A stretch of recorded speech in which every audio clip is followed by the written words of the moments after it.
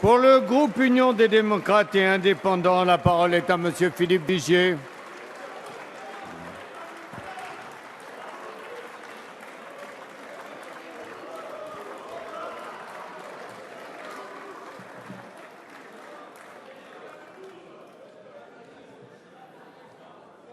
Monsieur le Président, Monsieur le Premier ministre, Mesdames, Messieurs les ministres, l'essence même de l'idéal européen est de parvenir à ce qui semblait impossible.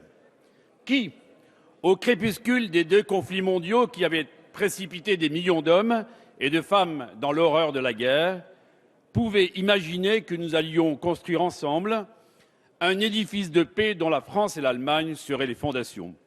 Qui pouvait imaginer que les haines, que les égoïsmes qui avaient conduit nos soldats à mourir dans les tranchées s'effaceraient un jour pour que les peuples européens partagent des frontières communes, partagent un marché unique, partagent une monnaie unique, imaginée par Valéry Giscard d'Estaing et Helmut Schmidt, partagent une citoyenneté et les valeurs humanistes qui fondent notre singularité dans le monde.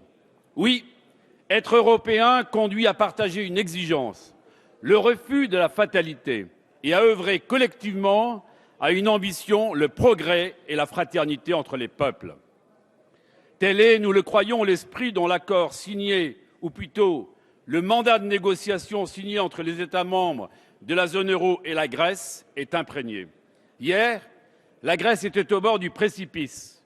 Aujourd'hui, la Grèce reste européenne, même si sa situation reste critique. Chacun ici en est pleinement conscient. Parvenir à ce protocole démontre que même au plus fort d'une crise sans précédent, les Européens entendent assumer une communauté de destin. Ce protocole n'aurait été possible que parce que, conscient de l'impérieuse nécessité de préserver l'essentiel, chaque État aura finalement accepté de faire un pas vers l'autre.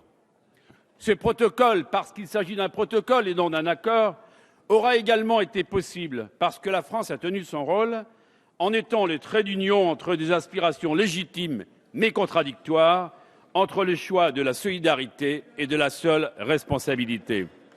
Cette déclaration, mes chers collègues, n'aura été possible que parce que le Premier ministre grec a abandonné le programme populiste sur lequel il a été élu. Telle est la vérité.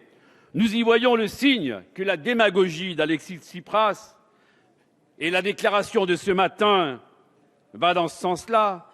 Cette déclaration d'Alexis Tsipras, dont les extrêmes de droite comme les extrêmes de gauche se sont revendiqués en France, constitue la pire des menaces pour les peuples européens. Celles et ceux qui, en France, prônent le rejet de l'autre, éructent leur haine de l'Allemagne ou flattent le sentiment nationaliste d'un peuple blessé, doivent maintenant sortir de l'ambiguïté. Oui ou non, voulait-il que la Grèce tourne le dos à son destin européen, alors même, mes chers collègues, que le non du peuple grec au référendum n'était en aucun cas un non à l'Europe?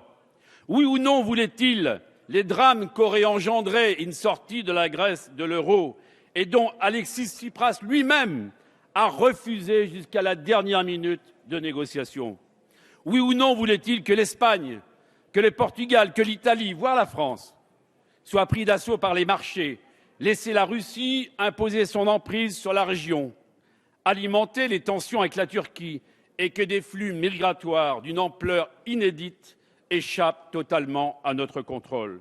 Oui ou non voulait-il enfin que la démocratie s'effondre en Grèce alors que l'Europe lui a tendu la main lorsqu'elle se délivrait du joug de la dictature des colonels? La vérité, et nous le savons tous, c'est qu'il n'y avait pas d'alternative pour le peuple grec qui a déjà beaucoup souffert. La vérité est que nous avons évité le chaos au prix d'une déclaration dure, mais qui s'avérera en définitive moins douloureuse qu'une sortie de la zone euro pour le peuple grec, et le Premier ministre grec le sait bien. Cette déclaration est responsable, puisque d'une part, les aides apportées à la Grèce pour éviter la faillite et sortir son économie de la paralysie sont la contrepartie de réformes difficiles, de réformes indispensables, et qu'il exclut tout effacement de la dette grecque, qui aurait constitué, à nos yeux, un signal inacceptable. En revanche, il faut être lucide. Si cette déclaration nous a permis d'éviter que l'Europe ne sombre, elle n'apporte aucune réponse définitive à la crise grecque. Cette déclaration, en fait, elle laisse des questions essentielles en suspens. Cette déclaration, elle ne met pas fin aux conséquences dramatiques d'une politique d'austérité qui produisait les effets inverses à ceux recherchés. Or, le peuple grec, depuis 5 ans, a consenti beaucoup d'efforts, et beaucoup plus que n'importe quel peuple européen. Cette souffrance était devenue insupportable. Pouvons-nous fermer les yeux sur les conséquences dramatiques des réformes qui ont été demandées à la Grèce? Nous, à l'UDI, nous ne le croyons pas, à l'image de la fraternité européenne que Victor Hugo nous exhortait à poursuivre. Tel n'était pas non plus le défi de la liberté auquel nous avait convié Simone Veil lorsqu'à la tribune du Parlement européen, elle se réjouissait que la Grèce soit venue s'ajouter à l'îlot de la liberté. Cet îlot, c'est l'Europe. Quel îlot avait résisté au régime totalitariste, Tel n'était pas enfin le projet des pères fondateurs Konrad Adenauer, Jean Monnet, Robert Schuman, Alcide de Gasperi ou Paul-Henri Spaak, dont nous sommes tous les héritiers. J'ajoute que ce protocole préalable à un futur accord, n'apporte qu'une réponse à l'urgence dans laquelle se trouve la Grèce. En aucun cas, ces financements ne permettront à l'économie grecque de trouver le chemin de la confiance et de la croissance. C'est à la Grèce de faire les réformes attendues. C'est à la Grèce de choisir son chemin. Alors, Monsieur le Premier ministre, notre groupe considère que cette déclaration préalable n'est pas une condition suffisante pour préserver l'avenir de la zone euro et l'appartenance de la Grèce à la zone euro à long terme. Pour autant, il nous permet pour l'instant, et pour l'instant seulement, à l'Europe de préserver le lien si étroit qui existe entre États membres et dont notre monnaie commune est l'expression la plus aboutie. Telle est la raison, Monsieur le Premier ministre, pour laquelle notre groupe, viscéralement attaché à l'idéal européen, soutiendra majoritairement, en étant conscient de sa grande fragilité, cette déclaration. Mais ce vote, une fois de plus, il porte sur un protocole. Il ne vote pas sur un aboutissement d'une négociation que nous verrons le moment venu. Nous estimons, en revanche, qu'il est nécessaire que la France prenne 4 initiatives fortes afin que cette déclaration n'ait pas simplement permis de gagner du temps et ne se résume finalement pas à un jeu de dupes, comme beaucoup ici l'imaginent, mais qu'elle permette enfin de poser les jalons d'une Europe plus forte dont la France doit être à l'avant-garde.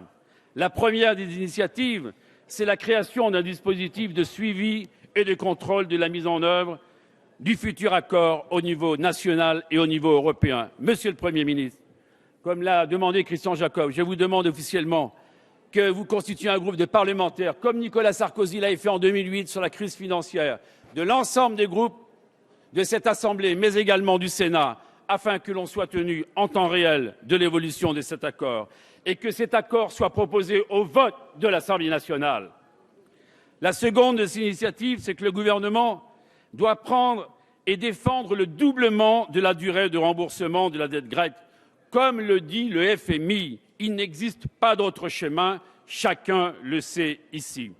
La troisième des initiatives que nous attendons du gouvernement, c'est qu'il arrive à convaincre ses partenaires européens de relancer un plan d'investissement, non pas le plan Juncker, un vrai plan d'investissement ambitieux afin de soutenir massivement les industries innovantes. Il faut revenir, mes chers collègues, à l'Europe des grands projets, à l'Europe des grands travaux, qui représenteront enfin des vrais gisements d'emplois pour toute la zone euro, pour l'économie grecque et générant une confiance en l'Europe.